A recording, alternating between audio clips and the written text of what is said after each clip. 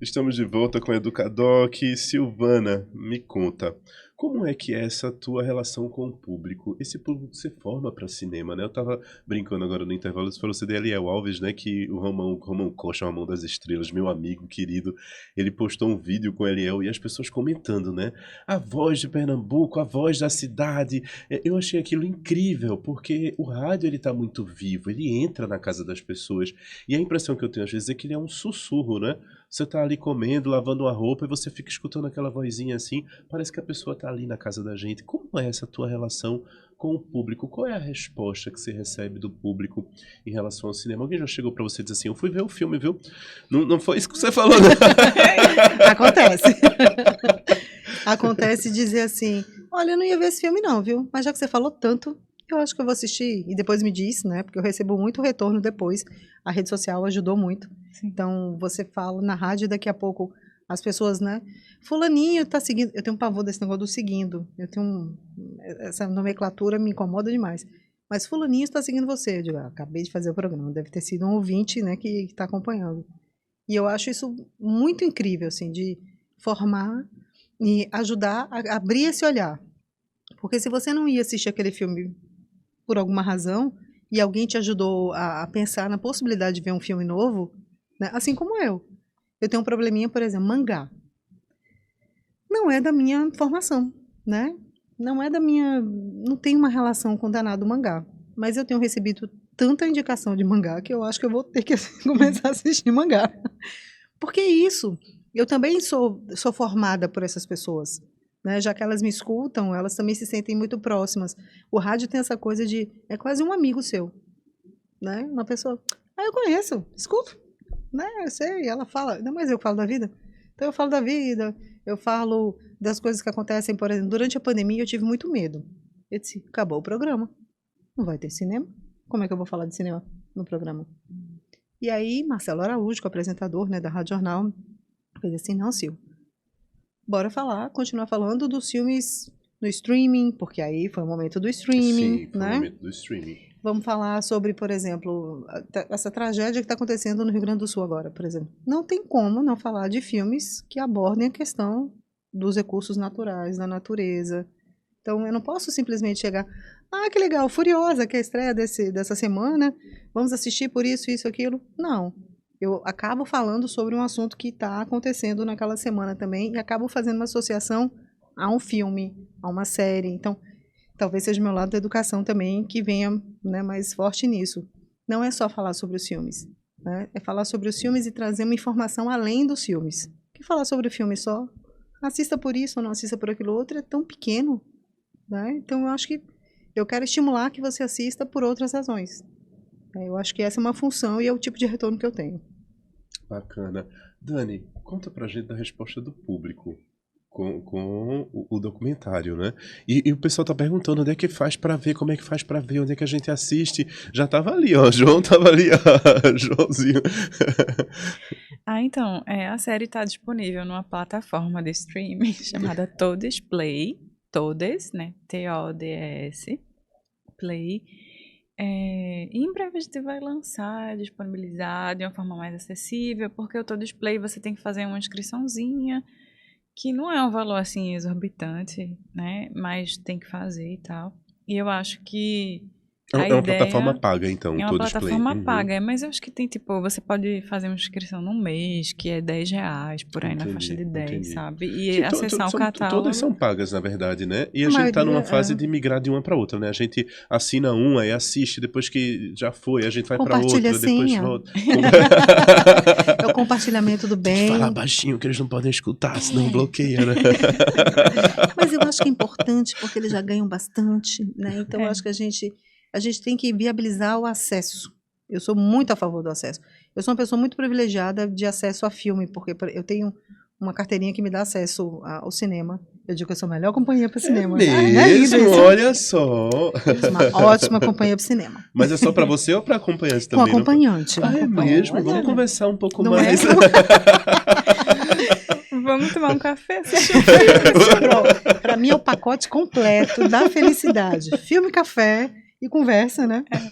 E eu me sinto tão privilegiada de há tanto tempo ter acesso aos filmes e poder falar sobre filme, que toda chance que eu tenho de fazer uma sessão, por exemplo, de levar estudante, de levar um grupo, como eu já fiz com o GAC, né? Toda oportunidade que eu tenho de juntar gente, vamos fazer uma sessão e vamos levar para pessoas que não têm, porque o cinema ainda não é acessível. Sim. É importante a gente falar isso. Porque ele tem um ingresso, a gente fala do streaming R$10, gente, o ingresso de cinema é caríssimo. Sim. Tem filme que custa R$50 o ingresso. Eu acho caro. Sem falar que eles estão em shoppings, aí tem o deslocamento, o estacionamento. Exatamente. Sim. A pipoca, o lanche, chega sem facinho. Então, dependendo de onde a pessoa mora, tem que ter lanche mesmo, né? Porque a Tem. distância para chegar ao cinema. E a pipoca é cara, né? Mais cara que o ingresso. Então, eu acho que tudo que a gente puder fazer para viabilizar projetos, eu faço parte de um projeto chamado Cine Cabeça, né? Sim. E é um projeto que eu tenho muito orgulho, assim, porque é uma coisa de levar estudante até o Cinema São Luís, que vai voltar agora, graças a Deus, né? Agora é agora? Agora é agosto. Agora é agosto. Já estava Todos na hora, ansiosos, né? Estamos, Porque é o cinema patrimônio da cidade, né? Uma coisa linda. Então, você poder levar estudantes até o cinema. Eu fiz uma sessão, eu preciso contar essa, um bando de alunos de publicidade, né? Faculdade privada, só iam para shopping e tal. Aí, o filme era Bacurau. Ai, professora, filme pernambucano, será que é bom? Eu já tinha visto. Eu disse, vamos todos. A próxima aula, terça-feira à noite, todo mundo encontra vocês na porta do São Luís. Ai, professora, no centro da cidade? Sei o que, sei o que, tem onde estacionar. Eu disse, olha, 6h30 eu tô na porta, esperando todo mundo, e quem não for é falta. Às vezes você tem que ser, né? Aí foram. Encontrei fila dando volta, né? Espetáculo. Entramos. Quando as luzes se apagam e aquelas laterais, né? Que são as luminárias. Muito lindo. Se acendem. Oh! Prof, que cinema bonito, não sei o que e tal. E o filme todo, e se aplaudia o filme, né? Porque tinha uma relação com eles, o que toca a gente. Sim. Quando terminou, eles me agradeceram. Professora, obrigada, poxa vida, porque se a senhora não tivesse obrigada, a gente ia ver, a gente não viria e tal. Então, eu tirei eles do lugar do shopping, de ver o filme de super-herói, para assistir um filme pernambucano, maravilhoso, premiadíssimo, tal, e ir num lugar que eles jamais iriam. Quando eu saio de uma sessão dessa, eu digo assim, ok, cumpri minha meta, Missão tô feliz, cumprida. Missão cumprida. Isso, para mim, é a relação com o cinema, tá? Eu gosto muito de documentário, eu também faço documentário, é minha paixão, mas possibilitar sessões de cinema para as pessoas e fazer com que elas falem sobre os filmes depois e saber que aquilo tocou a vida delas de alguma maneira, pronto, é isso, a minha missão é essa. É muito bacana. E Dani, eu acredito que isso tenha acontecido com você, né? Sim, é muito gratificante porque a gente tem feito uma série de sessões, né? Em cineclubes, em escolas, né? E aí eu posso trocar com os jovens e aí é muito emocionante, assim. Para vocês terem uma ideia, assim, a primeira sessão de exibição do Pretas da História foi bem significativa para mim, porque foi num quilombo urbano, ali no Centro Cultural Bongá, que fica em Xambá, Sim, né? sim. E foi no dia 25 de julho, né? Que é o Dia Internacional da Mulher Negra Caribenha. E a gente fala, o Dia Teresa de Benguela, né? A gente fala da personagem, né, na série. E aí era um evento que só tinha mulheres negras de várias gerações. E aí quando foi no fim da sessão, aí tinha as senhorinhas lá de 70, 80 anos, comentando sobre a série, se sentindo representadas, vendo a imagem daquelas mulheres, abismada porque não conheciam aquelas personagens. Aí daqui a pouco vem a filha falar, a neta falar, e eu fazia, minha gente, eu vou fazer o que aqui? Eu tô só escutando essas histórias, me emocionando, assim, e aprendendo com vocês, porque a ideia é essa, quando eu falo assim da gente trazer uma outra forma de representação, é uma questão de trabalhar empoderamento feminino também, feminino negro, né? Porque quais são as referências que a gente tem, né? Assim, eu como uma mulher negra de 40 anos, eu cresci sem ver mulheres negras na televisão, né? Eu queria ser Paquita da Xuxa, claro que eu não ia ser aceita. Que falta de alternativa. Né? Então a gente não tem referências ou possibilidades, o que a gente se inspira como se fosse algo que não fosse para nós, que a gente não vai se adequar na sociedade. E sempre tem esse incômodo, a inadequação, né? Então, assim, a ideia era criar outras referências. E aí, ver crianças de 6 anos, as senhoras de 80 comentando sobre isso também é uma coisa que eu digo, a minha missão foi cumprida, não falo E você nada. sabe que isso dá um filme. Essa reação dessas pessoas de idades tão diferentes assistindo ao seu trabalho, isso já é um outro filme. É verdade. Né? Já é uma outra a câmerazinha escondidinha lá mostrando a reação dessas pessoas e o quanto isso vai modificar a vida delas, o quanto vai transformar a vida delas. Que tudo vira filme. Não é? Tudo que a gente pensa, né? Quem gosta do audiovisual, quem vivencia isso, toda a historinha a gente já pensa em transformar e já querer saber, sentar do lado para saber a vida da pessoa. E não dá a sensação assim, quando acaba o filme, que faltou coisa assim, eita, faltou. Tem que voltar e gravar de novo, porque tá faltando. Não dá essa sensação, não, de que ficou faltando alguma coisa. Às vezes eu acho que falta tempo para falar, né? De tudo, né? Tudo. Por exemplo, na série a gente tinha uma proposta de 1 minuto e meio. Eu vejo que fazia, meu Deus, como é que vai ser, né? Contar essas histórias em 1 minuto e meio. Aí eu fiz, não dá. Tem que ser uns episódios de 3 minutos. Aí lá vou eu falar com a TV para saber se cabia na grade e tal. Eles, não tem problema, pode fazer os 3 minutos. Aí eu fiz e eu ainda achei que tava pouco, assim. A gente tinha material para fazer. Aí, resultado, eu estou agora, consegui aprovar, captar recursos e tal, aí estou escrevendo uma série num formato que vai ser com 26 minutos, né, que vai ter também outras personagens, não só essas históricas, mas também personagens mais contemporâneas, para lançar em breve. Bacana. Sabe o que eu fico pensando? É tipo viagem. Sabe quando você vai para um lugar que você viu muita coisa, mas aí não vai dar tempo de ver tudo e você fica pensando, tenho que voltar. Né? Vou voltar depois porque eu não consegui ver tudo. Eu penso muito nisso. Assim. Mas tu fica de voltar, que fica de voltar e não volta? Ou tu... Tem lugar que dá pra voltar, né? Tem lugar que não dá. Que fica no desejo. Mas quando você esgota tudo, me dá a sensação assim, ok, né? Esgotou. E sempre ter assunto... Dá a impressão que a viagem não foi legal, né? E sempre ter assunto, por exemplo, na história dessa que já tem personagens contemporâneos, que já tem uma nova visão. Assim como quem faz, por exemplo, sempre perguntam, mas você faria diferente? Não, eu não faria nada diferente. Aquela história ficou lá. Talvez eu fizesse parte 2, né? Uma outra versão, tá? Mas eu acho importante, por exemplo, quando eu vejo... O primeiro documentário que eu fiz na época da graduação, o meu projeto da graduação foi sobre Geninha da Rosa Borges, que foi uma atriz muito importante para Pernambuco, morreu recentemente, a dama do teatro pernambucano. Foi lá em 2000. Né? É claro que hoje, se eu fosse contar a história dela, eu contaria talvez de uma outra maneira.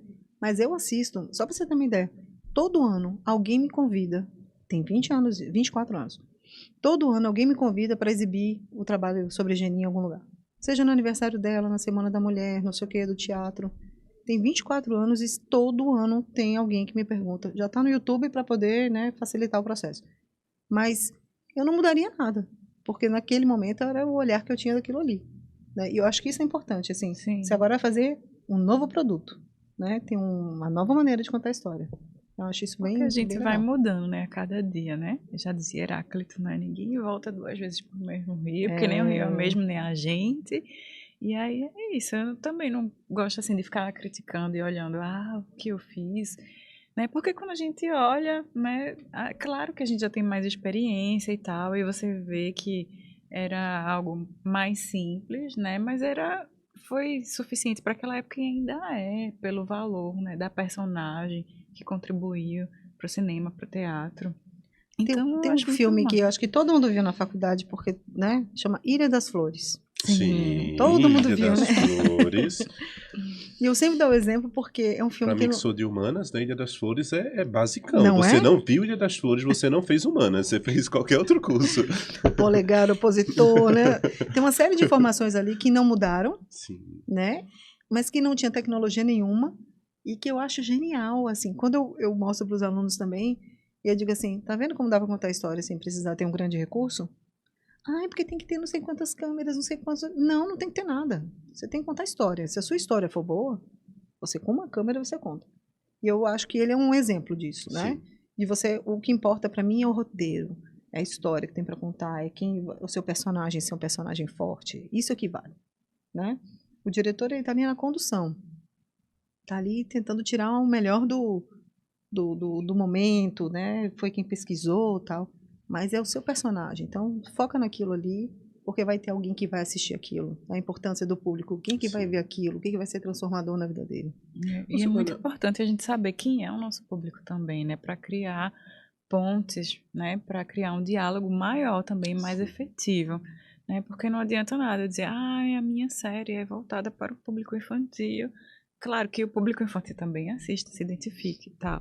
Mas tem um recorte de mulheres jovens, adultas, né? Que é isso, são as mulheres dessa geração, né, minha, que cresceram sem referências negras, que Sim. tem também algumas questões de identidade e tal, que precisa passar por esses processos de olhar para si, de se reconhecer como mulher negra, entender o que é ser uma mulher negra numa sociedade brasileira, que é algo complexo, que também não é falado, né? Tanto é que tem já, né, o livro de tornar-se negra, né, de tornar-se negro, porque é um processo social e que não tem reflexões. Então, é isso, né? Eu sabendo quem é o meu público, eu consigo me comunicar melhor com ele também. Mas olha que coisa louca. O seu público cabe em mim, mulher branca, Sim, também. Que também precisa saber da sua história. sim, Né? Que de alguma maneira isso também vai me tocar, isso também. E como o cinema é amplo, né? Ele não vai só interessar a um determinado. A gente acha assim, para este público, e de repente uma outra pessoa vai assistir aquilo e também vai ter um impacto, né, com a informação. Então, o cinema dá essa possibilidade, né, de ampliar público. sim. Eu tô doida para ver a sua série. Manoel. Meninas, eu queria fazer uma pergunta. A gente falou um pouquinho sobre streaming. Para a educação, o streaming ajudou, facilitou? Porque na nossa época de ver filme, assim, a gente ia, na minha época de faculdade, né? Aí tinha uma locadora, lembra uma locadora que tinha na torre, a Classic. Classic, né? Que ela não existe mais como locadora, mas eles colocaram uma cabeça de burro das locadoras ali, que aquilo não aluga para Para nada. nada. E a fachada continua como da locadora, só pra É. gente passar e morrer de Eu saudade, passei- né? No caminho para cá, passei na porta. Passa na porta, né? Aí tá lá, nunca mais aquilo vai ser nada. Eu acho que eles vão ter que fazer uma locadora ali, né? De alguma coisa, porque... Mas tinham filmes que só tinha lá. Aí a gente saía da universidade pra poder locar o filme. E quando chegava, obviamente, um colega de turma já tinha locado, né? Aí a gente É porque tinha uma ou duas, né? Exatamente, uma. Os filmes É, clássicos, é. eles só tinham um filme. Não, os filmes que tinham duas fitas eram os filmes hollywoodianos, né? Mas os filmes clássicos dos documentários eram uma fita É. só. Mas como é que é com essa coisa do streaming? Porque quando eu falo assim na sala de aula, a gente tem um filme tão interessante, vocês podem ver. Ah, mas ele tá no... Aí fala lá a plataforma do filme, né? Ah, mas eu não tenho. Não, mas eu te dou a senha, não vai assistir lá em casa. Então facilitou o streaming para a educação, facilitou o streaming para quem faz cinema, por exemplo. Total. Porque isso possibilita o acesso, né? Muito rápido, é prático. Hoje em dia você tem no celular, né? Acesso ao streaming, à internet, né? A gente vive conectado. Então é importante, né? Até como ferramenta na sala de aula. Tô falando sobre documentário. Quer ver? Bota aí, pede pro menino na sala baixa. Entra aí no YouTube, veja aí em tal canal, se não tem um filme. Vamos projetar aqui, vamos ver. E aí a aula se torna mais dinâmica, né? Porque é isso. Eu acho que o bom de fazer filme e da gente estar explorando documentário é o que a gente falou no comecinho. Ele tem essa base no cotidiano, no real, mas ele não é factual como jornalismo. É sempre uma perspectiva de uma pessoa. É sempre um tema que vai fazer a gente refletir, vai fazer a gente olhar para a nossa sociedade de uma forma diferente. Então, por isso que eu acho que ele é uma ferramenta muito importante, o documentário, né, para ser usado em sala de aula, né, como uma ferramenta pedagógica, para a gente poder refletir, né, sobre a nossa sociedade como um todo. E é isso, acho que a riqueza é essa, né? Eu acho que é por isso que eu defendo tanta coisa do cineclube, da formação do cineclube, porque eu sou de uma geração que passava assim, professor faltou, bota um filme lá para eles assistirem, para passar o tempo. E eu achava aquilo tão estranho. Nossa, o professor faltou e passa o filme. Eu assisti o filme, eu ficava lá para assistir o filme. Mas hoje faz parte do processo pedagógico. Né? Eu falei aqui, antes da gente começar, existe uma lei, a 13006, que é uma lei de obrigatoriedade de exibição de cinema nacional nas escolas, 2 horas por mês, ou seja, um filme por mês, né? E que infelizmente as escolas não são cobradas por isso e não se cobram também, não cumprem a lei. E eu acho que a gente deveria, enquanto sociedade, enquanto educadores, enquanto produtores de cinema, pais e mães, né, fazer vigente mais essa lei, porque não precisa nem ser na escola exatamente. A tarefa é assistir o filme tal no streaming, e aí a gente conversa na sala de aula. Né? Você não fica 2 horas na escola perdendo tempo. Sim. Você já transforma as 2 horas numa conversa, num debate, num texto que você vai escrever, numa atividade mais lúdica que você vai desenhar, vai pintar. Né? Eu acho que esse momento também é importante, o pós-filme. Né? A conversa com o café, a conversa, né, que se faz. E eu acho que começa na escola. Né? Começa de pequenininho, assim. Eu já fiz umas sessões em creche, já fiz em sessão no Hospital do Câncer. Foi uma das sessões mais lindas que eu já fiz na minha vida. Eu fui para o Hospital do Câncer na ala dos... Eles chamam... É a ala mais bonita que tem no hospital, mas são os que não tem mais chance de cura. Né? E quando eu entrei na sessão e vi todo mundo lá, crianças, jovens, assistindo, animadíssimos e conversando depois sobre os filmes, eu voltei alguns dias depois, metade já não estava mais lá, né? E eu entendi assim, caramba, era aquele momento ali. Era aquela conversa ali. Então, a importância de se conversar sobre filme também. Tem projetos que eles fazem e que são muito bem sucedidos aqui em Pernambuco. Cine Cabeça é um deles. O Cine Cabeça é uma delícia. É uma delícia, né? É uma coisa linda. Eles estão fazendo 25 anos agora. A gente está numa luta para fazer uma celebração exatamente desses 25 anos de projeto. E vocês, o Cine Cabeça fez formação de professores. Eu participei da formação de professores do Cine Cabeça. Que agora a gente chama de Cine Educador. Que delícia. E exatamente, é você ir às escolas. Por exemplo, a gente percebia que o celular era muito utilizado para ficar gravando briga dos meninos.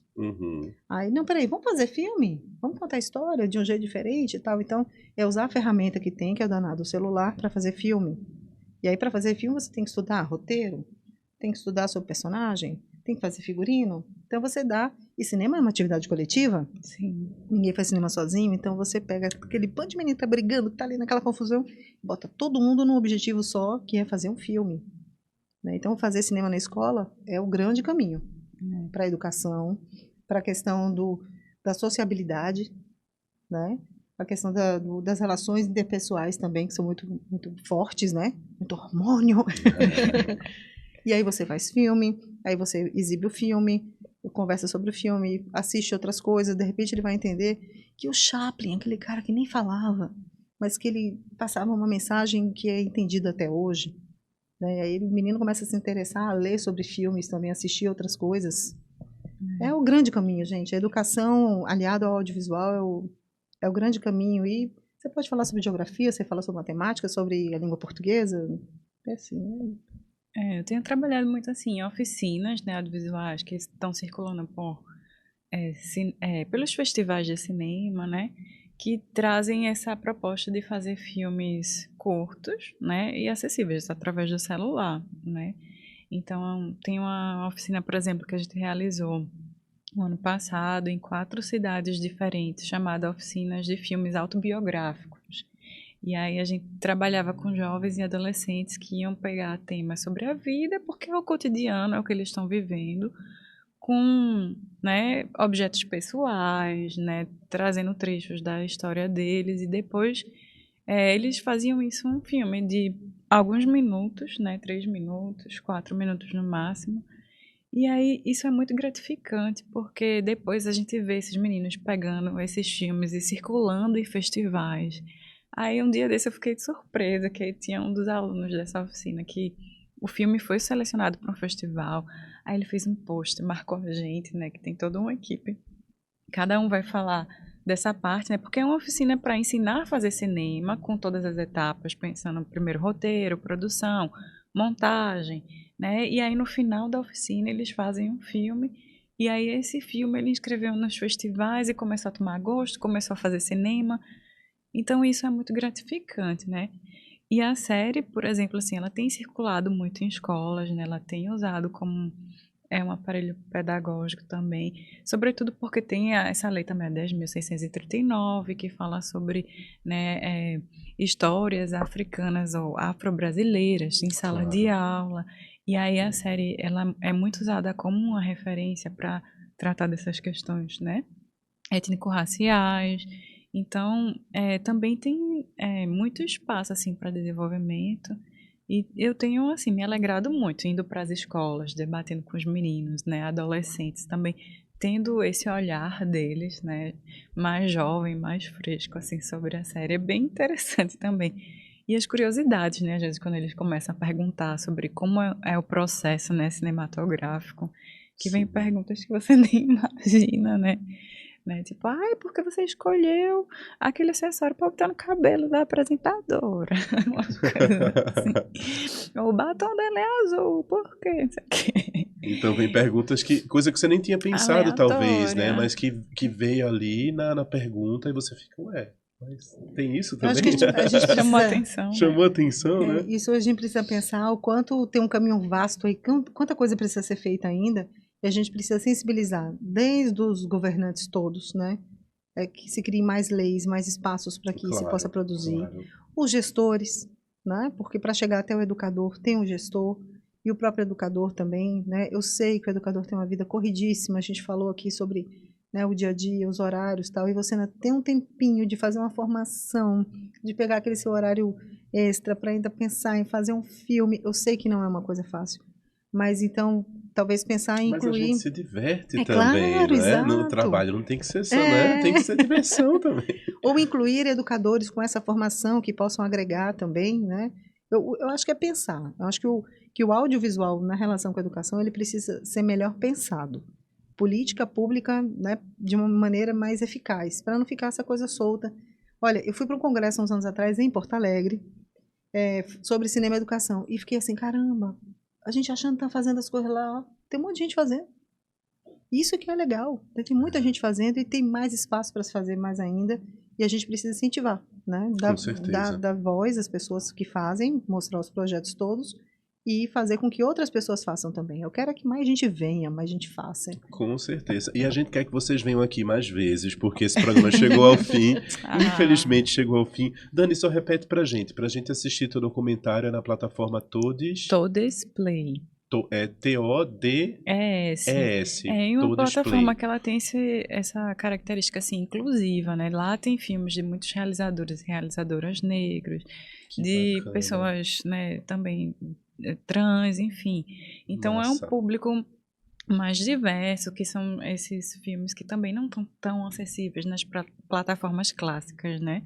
Joia. Aí é bem legal. Mas Bacana. em breve vou lançar no YouTube Sil, também. pra gente te ouvir toda sexta-feira. Toda sexta-feira na Rádio Jornal. O podcast do Cine Do CinePE também, tá saindo toda quinta-feira. O CinePE já acontece a partir do dia 6, mas a gente já tem lá no Spotify CinePE. Já tem 6 episódios lá, de toda a programação, entrevistas que a gente foi fazendo anteriormente. E a plataforma Cine Coisas, né, que é a minha rede social, junto com a minha pessoal também, Marpoara, que é onde eu falo sobre cinema, é onde eu, né, tento trazer essas discussões aí. E de vez em quando eu faço uns vídeos lá também e falo um pouquinho sobre essa relação exatamente educação, comunicação e a cultura, o cinema em especial, que é o que muito me interessa. Massa. Muito obrigado pela vinda de vocês aqui. Obrigada por proporcionar esse voltem, encontro. não é? Muito bom. Muito obrigado. E a gente volta com a EducaPE. Obrigado pela companhia de vocês.